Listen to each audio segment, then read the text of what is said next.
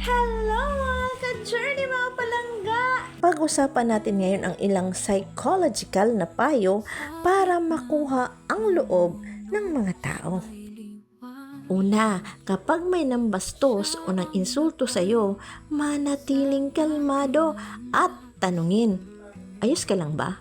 Mabibigla sila nito. Pangalawa, kung sa tingin mo ay nagsisinungaling isang tao, tingnan mo sila sa mata at manahimik ka lang. Maaaring kabahan sila sa iyong pagiging kalmado at kusa nilang ibunyag ang totoo.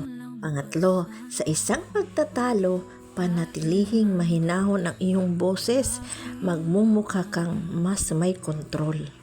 Pang-apat, tumayo ng tuwid at umangkin ng mas maraming espasyo. Ang tamang postura ay nagpaparamdam at nagpapakita ng kumpiyansa. Pang-lima, kapag kausap mo ang taong mahal mo, lumalaki o lumalawak ang iyong mga mata.